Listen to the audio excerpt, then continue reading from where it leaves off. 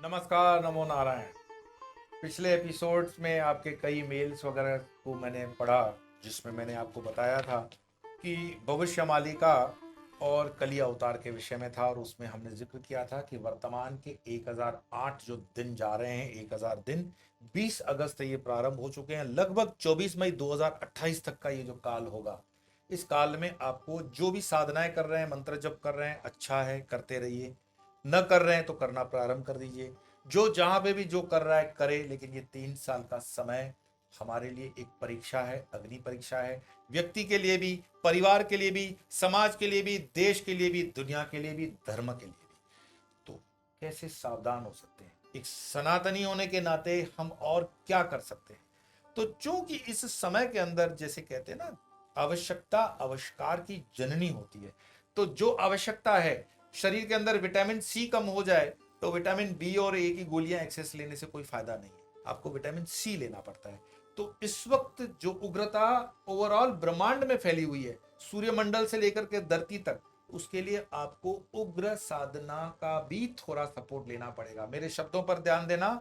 जो साधना कर रहे हैं, जप कर रहे हैं, जो भी आप कर रहे हो, वो सब चालू रखते हुए भी फिर भी थोड़ी उग्र साधना का आपको उसमें समावेश करना चाहिए। जैसे कभी कभी भोजन अरुचिकर हो जाए तो थोड़ा सा अचार लेते हो, मीठा खाने का मन करे तो कुछ गुड़ लेते हो।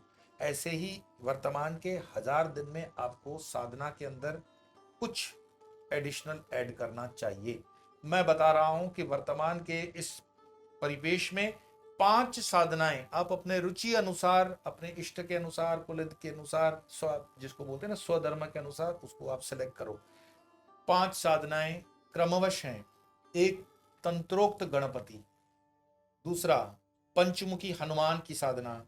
तीसरा, भैरव की साधना।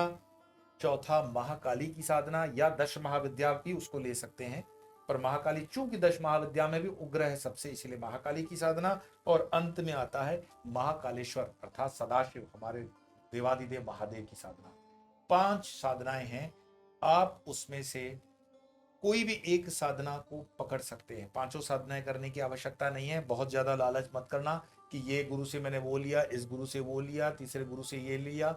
अध्यात्म सुपरमार्केट नहीं है कि किसी भी गुरु से कुछ ले लोगे। और गुरुओं को तो आजकल टाइम ही नहीं है कि वो पूछे कि भाई कहाँ पे पहले तुम्हारा भिड़ा हुआ है। उससे क्या होता है कि आपके जितने भी दिग्बंध करते हो, न्यास करते हो, वो एक दूसरे से डिस्टर्ब हो जाते हैं। एक गुरुमुखी होना बहुत अच्छा है। बाकी जो गुरुओं की कृपा होने वाली है, वो मार्ग आपके लिए स्वयं परमात्मा खोल देगा। मैं नहीं कहता हूं, दत्तात्रेय के भी 24 उपगुरु थे, लेकिन उपगुरु थे, गुरु नहीं थे। गुरु एक ही होता है। और फिर उस गुरु की आज्ञा से आप दूसरे उपगुरु कर सकते हो। गुरुद्रोही मत बनना। कहीं पे भी आपकी गुरु की निष्ठा है, उसको बनाए रखना। तो हम अपने मूल विषय पर आते हैं कि इन 5 साधनाओं में से तंत्रोक्त गणपति की साधना कैसे करें और क्या करें। वैसे गणपति की आप साधना करते हो तो गणपति अथर्वशीर्ष का पाठ जरूर आप करते हो। तो गणपति अथर्वशीर्ष, मानो तंत्रोक्त आपको किसी ने मंत्र दीक्षा नहीं दी है, क्योंकि वो तंत्रोक्त मंत्र दीक्षा के लिए मैं फिर से निवेदन करूंगा, ऑनलाइन अवॉइड करना चाहिए। फेसबुक और दूसरे तरीके से सोशल मीडिया में जो ये दुकानें चला रही है, उसको सावधान हो जाइए। जो प्रमाणिक है उस प्रमाणिक मार्ग पे चलोगे तो उसका रिजल्ट भी मिलेगा। तो मैंने जैसे कहा कि गणपति अथर्वशीर्ष का पाठ यूट्यूब पे है, उसे सुन करके भी आप याद कर सकते हो और संस्कृत में उसको बोलने का प्रयास करो। तो गणपति अथर्वशीर्ष का पाठ मिनिमम करना ही पड़ता है। लेकिन तंत्रोक्त गणपति जो होता है वो बीजापुर गदेशु कार्म करूजा चक्राब्ज पाशोत्बल वीरग्रस विषाण रत्न कलशई प्रोदक्त कराम्बोरुह देयो वल्लभया सपद्मकरया श्लिष्टो ज्वलद भूषया विश्वोत्पत्ति विपत्ति समस्तति करो विघ्नेश इष्टार्थद। 10 हाथों वाला, 5 मुखों वाला ऐसा गणपति, जिसकी बाईं ओर तंत्र में जो हम कहते हैं वो साधना का मार्ग भी है। वाम मार्ग में भी वही तंत्रोक्त गणपति लगता है और दक्षिण मार्ग में भी इस गणपति की श्री विद्या में भी आवश्यकता होती है। अगर आप गणपति के प्रति बहुत आस्थावान हैं और गणपति से ही आपका लगाव है, तो ये विद्या आपको इन 1000 दिनों के लिए बहुत फलदायी होगी। न भी करो, मिनिमम गणपति अथर्वशीर्ष और ओम गम गणपते नमः का जप। ये हुई पहली साधना। दूसरी साधना में आता हूं पंचमुखी हनुमान। पंचमुखी हनुमान पे ऑलरेडी हमारा एपिसोड बना हुआ है पंचमुखी हनुमान पे, काफी कुछ मैटर यूट्यूब पे आपको मिलता है। पंचमुखी हनुमान का अवतार क्यों हुआ ये हम कवर कर चुके हैं। पंचमुखी हनुमान ने क्या क्या कृत्य किए थे, क्यों किए थे, राम जी के लिए कैसे उपयोगी रहे, ये सब पांचों दिशाओं के अंदर पंचमुखी हनुमान का वर्चस्व है। और वर्तमान के कलयुग के अंदर अगर आपको वास्तु दोष कहीं नड़ता है, वास्तु दोष की वजह से तोड़फोड़ कर रहे हो मकानों की, तो इन आज के नए नवाले इंजीनियरों के चक्कर में मत आना भाई, लाखों रुपया लूट लेंगे। एक पंचमुखी हनुमान जी का चित्र घर के बाहर लगा देने से न फिटकरी न कोई हल्दी का खर्चा है, आप उसको लगा देने से आपकी वास्तु ठीक होती है, इतना विश्वास सनातन में रखो। पंचमुखी हनुमान का लॉकेट अगर अपनी बच्चियों के और बच्चों के गलों में रखोगे तो उसमें वराह अवतार होता है शुकर का, और विधर्मी शुकर से बहुत डरते हैं, समझ गए। कुछ कुछ चीजें कॉमन सेंस से समझा करो, कम बोलेंगे ज्यादा समझोगे। पंचमुखी हनुमान में जो वराह अवतार है उग्रतम माना गया है, और वराह की वर्तमान में आवश्यकता है विधर्मियों से जूझने के लिए, तो पंचमुखी हनुमान की साधना फलीभूत होती है।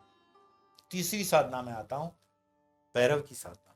वैसे तो महाभैरव बोला जाए, अष्टभैरव बोला जाए, तो भैरव की कोई भी एक जो शाखा है उसको लेकर के आप साधना करोगे। लेकिन मैं फिर से आपको निवेदन करूंगा, भैरव की साधना कभी भी यूट्यूब से देखे हुए मंत्र से प्रारंभ मत करना। न्यास होता है, दिग्बंध होता है, सिस्टम होती है, उसमें उग्रता होती है, कैसे कहाँ कब साधना करनी है, क्या भोग देना है, बहुत कुछ उसमें सिस्टमेटिकली चलना चाहिए, गुरुमुखी होकर के ही चलना। और गुरुमुखी जब मैं बोलूं तो मैं नहीं कह रहा हूं कि मैं ही गुरु हूं आपका, लेकिन हाँ मैंने हमेशा कहा कि जब तक हमारी गुरु परंपरा में गुरुजनों का आदेश नहीं होता तब तक हम किसी साधना को इस तरह से पब्लिक में नहीं देते हैं। परंतु ये 1000 दिन, जैसे मैंने कहा, महाअवतार बाबा जी की कृपा रही, गुरुजनों का भी आशीर्वाद रहा कि स्वामी विवेकानंद संस्कार केंद्र और स्वामी योग उपहार के अंतर्गत हमने एक आदेश का पालन करते हुए त्रिपुर भैरव की प्राण प्रतिष्ठा का निश्चय किया है। और त्रिपुर भैरव की प्राण प्रतिष्ठा लगभग भैरव जयंती के दिन होगी। भैरव जयंती है 21, 22, 23, 24 नवंबर, वहां पे प्रोग्राम होगा, और एक सिस्टमेटिक उसके आने जाने का जो भी होगा वो शेड्यूल वेबसाइट पर swamiyogupahar.com पर अवेलेबल हो जाएगा, और उसको एडवांस में आपको सूचित करना पड़ेगा क्योंकि संसाधन बहुत सीमित हैं और हमें सिंसियर उपासक चाहिए, साधक चाहिए। हाँ, भैरव की दीक्षा भी होती है और वो दे दी जाएगी। और भैरव की जो स्थापना है, मैंने जैसे कहा त्रिपुर भैरव, वो बाबा जी के आदेश से और जो भी माँ कामाख्या की आदेश है उसके अनुसार हम अपने कैंपस में भैरव जी की स्थापना कर रहे हैं। और वहीं पर 1000 दिन का मेरा खुद भी अनुष्ठान उसी जगह पे रहेगा। तो ऐसा नहीं है कि जब मैं कहता हूं तो साधना सिर्फ आपके लिए लगती है, साधना सबको करनी पड़ती है, सन्यासियों को भी करनी पड़ती है। और जो सन्यासी महामूर्खता से कहें कि नहीं हमने तो सन्यास ले लिया, अभी हमें साधना करने की क्या आवश्यकता है, तो समझ जाना उसका गुरु ने उसको ज्ञान ठीक से पचाया नहीं, गुरु का ज्ञान पचाया नहीं है, निगुरा होगा वो। क्योंकि सन्यासी को तो मरते दम तक भाई साधना करनी पड़ती है, खुद के लिए नहीं तो समाज के लिए, धर्म के लिए करनी पड़ती है। तो जब मैं कहता हूं कि 1000 दिन थोड़े से चैलेंजिंग है, तो उसमें उग्र साधना माँ की कृपा से हमें जो प्राप्त है, जैसे गणपति की हमारी साधना प्राप्त है, पंचमुखी हनुमान जी की साधना प्राप्त है, भैरव जी की साधना प्राप्त है, महाकाली की भी है और शिव जी की भी है, महाकालेश्वर की। तो इन पांचों पांचों को हमने आश्रम में जागृत रखा है। लेकिन भैरव जी का विशेष अनुष्ठान प्रारंभ होने जा रहा है 1000 दिन का, और ये प्रारंभ हो जाएगा नवंबर से, भैरव जयंती से। ये आपकी सूचना भी है, लेकिन आप अपने स्थान पर रह करके भी साधना कर सकते हैं। तो भैरव जी की साधना, भैरव अष्टकम वगैरह का आप पाठ करें, ये आपको बहुत लाभ देगा। एटलीस्ट ये 1000 दिन के जो मैं कहता हूँ काल है, ये थोड़ा सा विचित्र है, आपको रक्षा के लिए काफी कुछ उससे मदद मिलेगी। चौथी साधना पे आते हैं, महाकाली की साधना।